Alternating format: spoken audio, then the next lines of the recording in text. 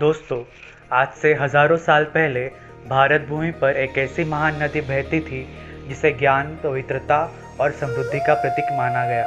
उसे लोग सिर्फ नदी नहीं, माँ सरस्वती कहते थे। लेकिन फिर एक दिन इतनी विशाल नदी अचानक कहाँ गायब हो गई? क्या माँ सरस्वती आज भी धरती के नीचे बह रही है?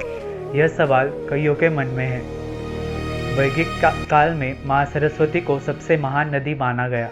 ऋग्वेद में उनका वर्णन एक ऐसी विशाल नदी के रूप में मिलता है जो हिमालय से निकलकर समुद्र तक जाती थी।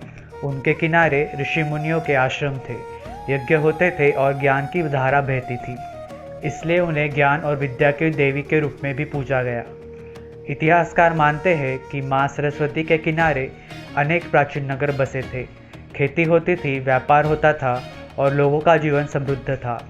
आज जिन स्थानों को हड़प्पा सभ्यता कहा जाता है, उनमें से कई नगर इसी क्षेत्र में मिलते हैं।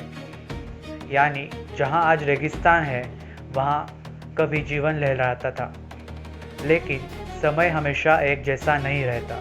धरती के भीतर बड़े बदलाव हुए, नदियों के रास्ते बदले, मौसम बदला और वर्षा भी कम हुई। और धीरे धीरे माँ सरस्वती की धारा सूखने लगी।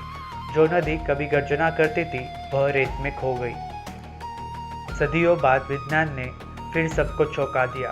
सैटेलाइट इमेजेस में राजस्थान, हरियाणा और गुजरात के बीच एक प्राचीन सूखी नदी का मार्ग दिखाई दिया। कई वैज्ञानिक मानते हैं कि यह वही रास्ता हो सकता है जहां कभी माँ सरस्वती बहती थी। कई स्थानों पर खुदाई और बोरिंग में मीठा पानी मिला है। कुछ लोग मानते हैं कि माँ सरस्वती पूरी तरह लुप्त नहीं हुई, वह आज भी धरती के नीचे शांत रूप से बह रही है। माँ सरस्वती सिर्फ एक नदी नहीं थी, वह भारत की संस्कृति, ज्ञान और सभ्यता की जीवन रेखा थी। आज भले ही उनका जल दिखाई ना दे, लेकिन उनका नाम, उनकी महिमा और उनका इतिहास आज भी अमर है। जय माँ सरस्वती।